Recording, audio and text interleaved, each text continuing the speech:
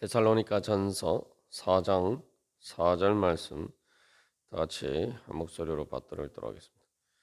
각각 거룩함과 존귀함으로 자기의 아내 대할 줄을 알고 각각 거룩함과 존귀함으로 자기의 그릇 또 자기의 몸을 대할 줄 알고 그래서 이 하나님께서 우리를 거룩하신 영광 가운데로 불러주셨습니다.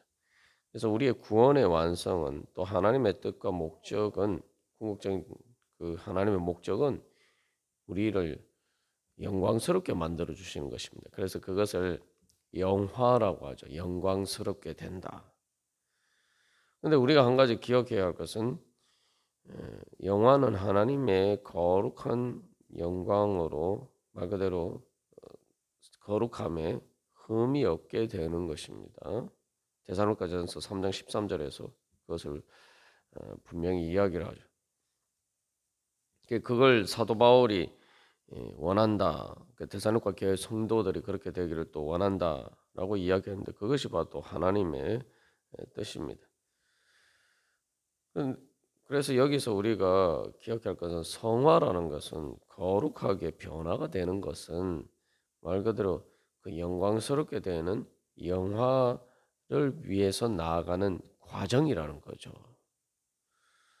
우리가 바로 항상 이러한 가장 기본적인 그 성화의 원리에 대해서 잘 깨달아 알고 한다면은 무엇보다도 우리가 가장 사모할 것은 성화일 것입니다.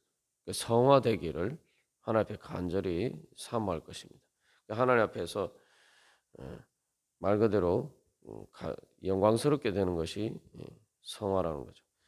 그래서 세상의 영광을 추구하는 것이 아니라 하나님 나라의 영광을 추구하고 또 세상의 그 어떤 영광과 비교할 수 없는 하나님의 그 영광을 추구한다면은 바로 우리가 성화되는 것을 사모하고 성화되는 것이 바로 내가 영광스럽게 되는 것이다. 그렇게 소망할 것입니다. 말 그대로 그래서 그게 영광스럽게 되는 것이라고 생각하면은 우리가 당연히 엄난과 죄를 버리고 또 우리를 거룩하게 되지 못하도록 만드는 부정하게 것을 버리고 우리가 그 주님 앞에 나아가고 그렇게 되면은 성령의 인도하심을 받아서 거룩하게 될 것입니다. 그래서 우리가 이 성화되는 과정은 결국 우리의 몸까지 완전히 거룩하게 변화가 되는 것이죠. 우리의 몸까지 완전히 예수님의 부활하신 예수님의 몸처럼 영광스럽게 되는 것입니다. 그래서 우리가 이제 하나님의 거룩하신 뜻을 따라서 행하는 것은 이 몸으로 그 씨를 뿌리는 것이고 또한 그래서 그 영광의 몸을 얻기 위해서 이 몸으로 바로 씨를 뿌리는 것이고 좀 더 구체적으로 이야기하면은 바로 하나님 나라 바로 영의 몸인 그 완전한 하나님의 성전을 위해서 내가 오늘도 바로 그 성전을 건축해 가는 과정이라는 것이죠. 그래서 우리의 몸이 하나님의 성전이라면은 이 몸뿐만 아니라 예수님 재림하실 때 우리가 입게 될 영적인 몸도 바로 하나님의 거룩한 성전이죠. 우리의 몸이 하나님의 성전이라고 할 때 그 성전 건축은 결국 예수님 재림하실 때 우리의 몸의 부활을 통해서 완전히 이루어집니다. 완전히 하나님의 영광이 충만한 바로 그 몸이 바로 영의 몸이고 그것이 이제 건축의 완성이. 그러면은 우리가 오늘 또 이 땅에서 우리의 몸으로 바로 하나님의 거룩하신 뜻을 따라서 행하면은 바로 그 하나님 나라 우리가 영생하게 될 하나님 나라와 또한 내 몸을 하나님의 성전으로 건축해 가는 거죠. 내 몸으로 하나님의 거룩하신 뜻을 행하는 것이 바로 영의 몸, 완전한 그 성전을 건축해가는 과정입니다. 그래서 이 성전을 통해서 결국은 내가 또 하나님 나라의 은혜로 영광을 누리게 되는 거죠. 내 몸이 하나님의 성전이 되는 만큼 하나님의 임재를 경험하고 하나님의 사랑과 은혜를 경험하게 되고 내가 그것이 바로 또 천국인 것입니다. 내 몸이 하나님의 성전이 되는 만큼 거룩해지는 만큼 하나님 나라가 이루어지고 또 내가 하나님 나라의 은혜를 누릴 수가 있는 것이죠. 그래서 이 자기의 몸을 그렇게 해서 이제 마지막에 얻는다라고 할 때 우리가 이제 지난번에 누가복음 21장 19절에 너희의 인내로 너희 영혼을 얻으리라. 그 종말 때에 예수님 재림하실 때에 우리가 구원의 완성으로서 에 대해서 예수님이 너희 영혼을 얻으리라 말씀하셨어요. 그래서 사실 이제 이 본문의 구절과 관련해서 여기에서 이 대한다는 말로 대한다라고 번역된 말이 그 얻는다는 말인데 이것을 이제 아내로 번역해야 된다라고 주장하는 입장에서 가장 중요한 근거가 몸을 내가 이미 내 몸인데 내 몸을 얻는다는 게 말이 되느냐.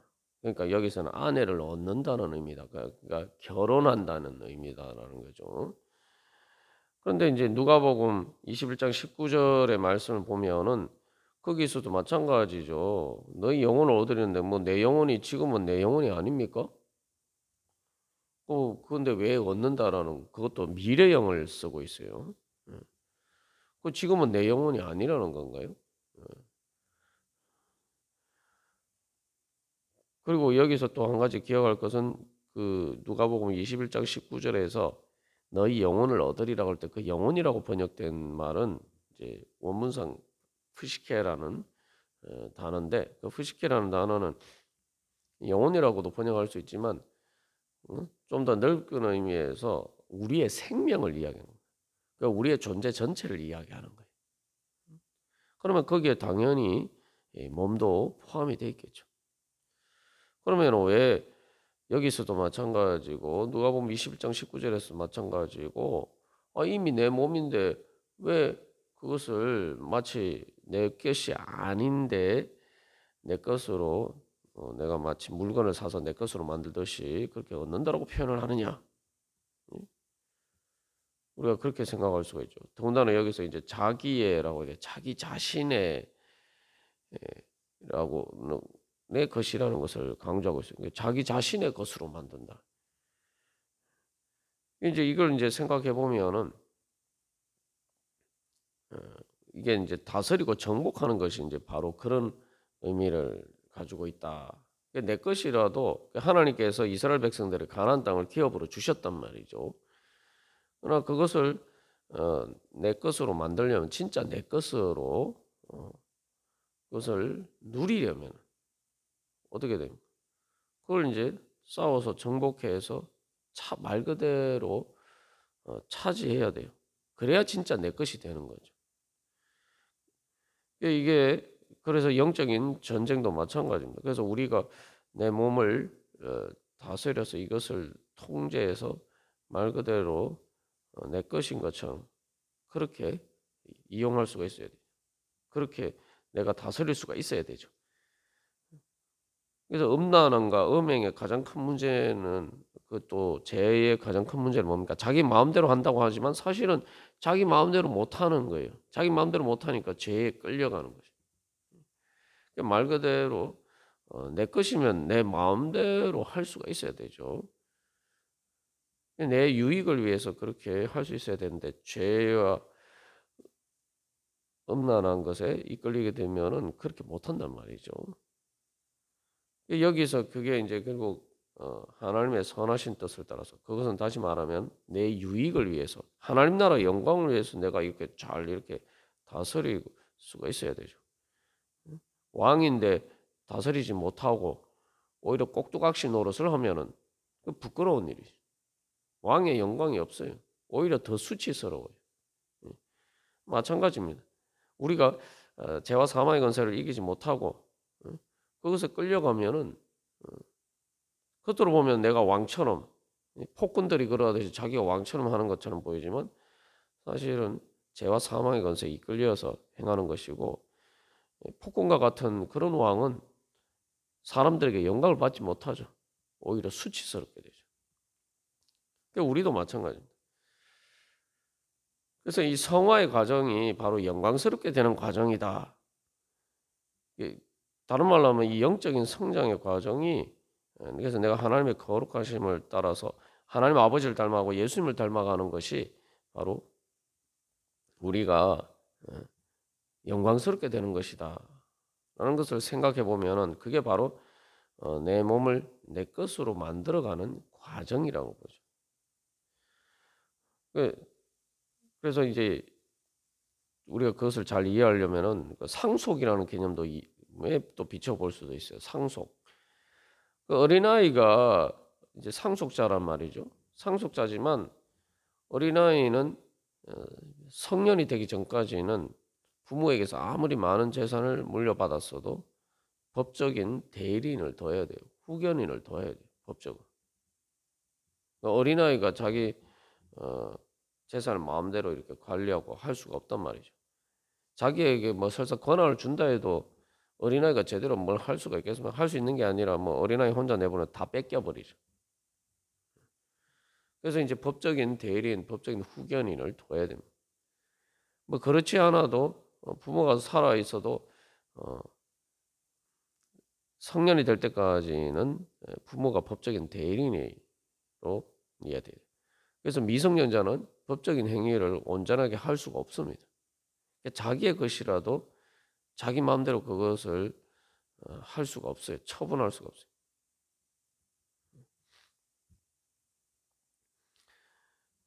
그래서 어린아이가 이제 상속자라고 할지라도 자기의 그 상속 재산을 제대로 잘 활용하기 위해서는 자기 것으로 만들기 위해서는 바로 자기가 성장을 해서 성년이 되어야 돼요.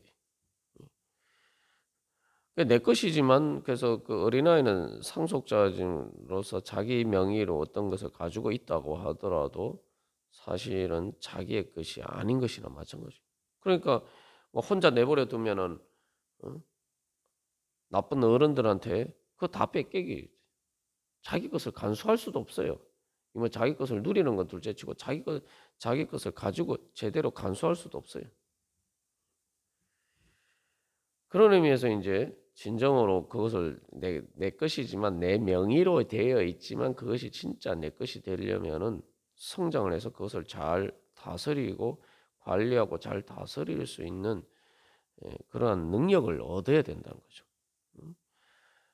하나님께서 우리를 하나님의 자녀로 불러주셨고 하나님 나라의 은혜를 주셨고 성령의 선물을 주심으로 우리에게 영생을 주셨지만 우리가 그것을 완전히 내 것으로 만들려면은 바로 내가 영적으로 성장을 해야 돼. 그래서 영적으로 성장해서 영적으로 성장한다는 게 뭡니까? 하나님의 뜻에 따라서 그 거룩하신 은혜를 따라서 내 몸을 잘 이렇게 다스리고 사용하고 또 통제하고 그렇게 해서 하나님의 뜻을 위해서 하나님의 그 거룩하신 뜻을 위해서 잘 이렇게 그 도구를 잘 활용하는 그러한 능력을 갖춰야 가야 되죠. 그것이 바로 성장입니다. 그게 영적인 성장이에요. 그게 성화예요. 그래야지만 우리가 진정으로 내 것이 되는 것입니다. 명의는 어린아이에서 명의는 자기 것이지만 실제로 자기 것처럼 처분을 할 수가 없어요. 그걸 다스릴 수가 없죠. 누릴 수가 없어요. 우리도 하나님께서 그래서 하나님이 우리를 향하신 뜻을 가지고 계신다고 할 때 너희의 거룩합니다 라고 말씀하실 때 그것은 바로 우리가 영적으로 성장해서 그래서 우리의 몸을 하나님께서 우리에게 주신 은혜를 따라서 우리 우리의 행복을 위해서 하나님 나라를 위해서 하나님 나라의 행복을 위해서 잘 사용하고 다스릴 수 있게 되는 것이란 말이죠. 그래서 이 뱀이 보면은 사탄이 완전히 아담과 하와를 속여서 정반대로 이야기했죠. 선악과를 따먹으면은 죽는다. 반드시 죽는다. 그게 하나님 말씀인데 안 죽고 오히려 하나님과 같이 된다라고 했는데 그게 사실은 거짓말이었죠. 또 반대로 하나님의 뜻이 뭡니까? 하나님의 뜻은 우리의 거룩함이라는 것은 우리가 하나님과 같은 하나님의 형상으로 변화가 되는 거예요. 하나님은 우리를 하나님의 영광에 참여할 수 있도록 오히려 불러주셨어요. 말 그대로 우리가 하나님과 같이 하나님처럼 그렇게 거룩하게 되는 것을 하나님께서 원하신단 말이죠. 그래서 우리가 영적으로 그렇게 성장하기를 원하십니다. 우리가 이제 그런 관점에서 보면은 내가 진짜 내 것으로 만들어야 되겠구나. 하나님 나에게 주신 기업을 내가 그 하나님 나라의 상속자로서 정말 하나님께서 주신 귀한 것을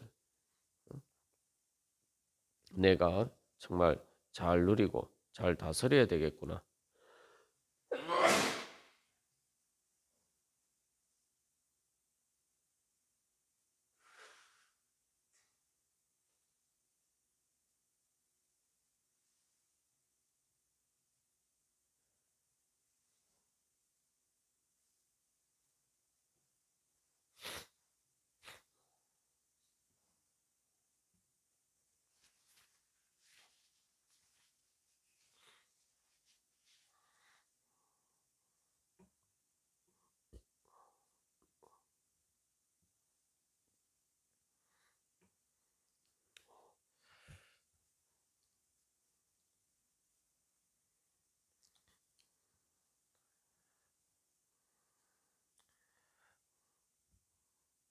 그렇게 우리를 잘 다스려서 우리를 하나님의 거룩한 도구로 만들면은 바로 우리가 영광스럽게 되는 거죠. 다시 한번 그래서 우리가 기억할 것은 내가 그릇이다라고 하면은 내가 무엇을 담느냐에 따라서 내가 그릇이 달라집니다. 전혀 다른 그릇이 돼요. 그래서 예수님께서 이 땅에 오셨을 때에 구유에 누이셨죠. 사실은 그 구유라는 것이 정말 초라하고 한 것이지만 그러나 그 아기 예수님이 누이신 구유면은 그게 가장 영광스러운 거룩한 그러한 그릇이 되죠.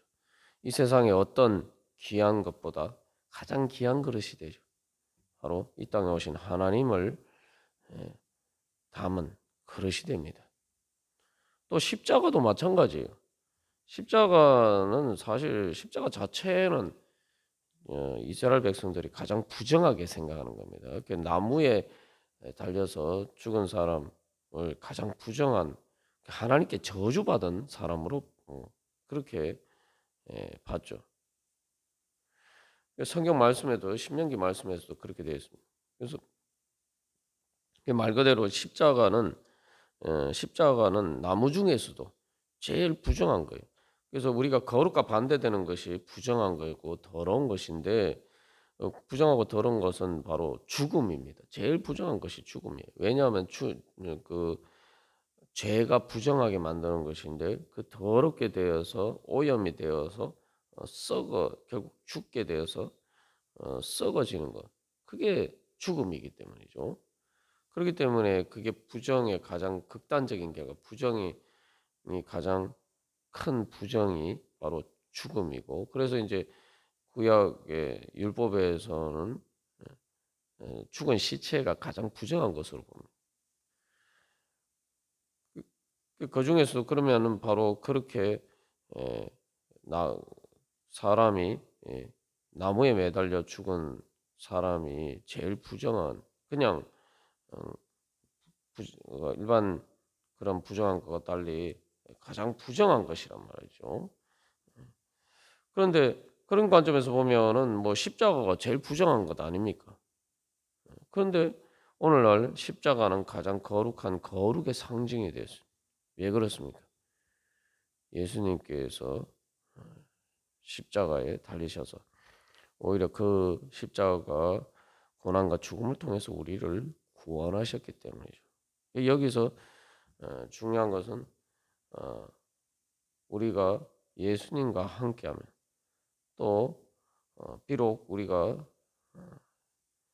그렇게 부정한 자라 할지라도 예수님의 십자가 고난과 죽음을 따라서 우리가 예수님의 뒤를 따라서 자기를 부인하고 자기 십자가를 지고 예수님을 내 자신처럼 사랑하면서 그래서 갈라디아서 2장 20절에서 사도 바울이 고백한 것처럼 내가 그리스도와 함께 십자가에 못 박혔네. 그런즉 이제는 내가 산 것이 아니 오직 내 안에 그리스도께서 사신 것이라.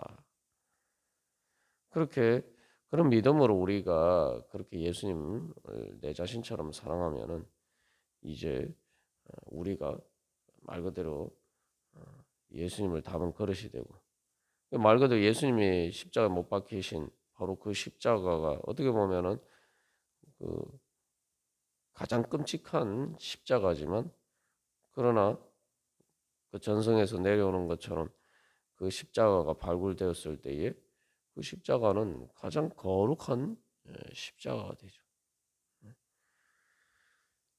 그래서 우리가 주님께서 오늘도 우리를 비록 이 육신이라는 것이 참 연약하고 또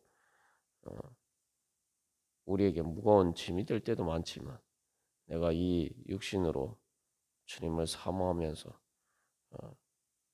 주님을 사랑하는 그 믿음을 따라서 그 거룩한 뜻을 위해서 우리의 이 육신을 드리고 또한 그렇게 우리 몸으로 행하면 우리의 육신은 가장 거룩한 하나님의 그릇이 되고 우리의 영행적인 몸으로 부활하신 예수님과 같은 영광의 몸으로 부활하게 될 것입니다. 우리가 오늘도 바로 그 영광을 사모하면서 그 하나님의 거룩하신 영광을 사모하면서 우리의 몸으로 사는 삶을 주님께 드리기를 간절히 소망합니다. 다 같이 기도드리시겠습니다.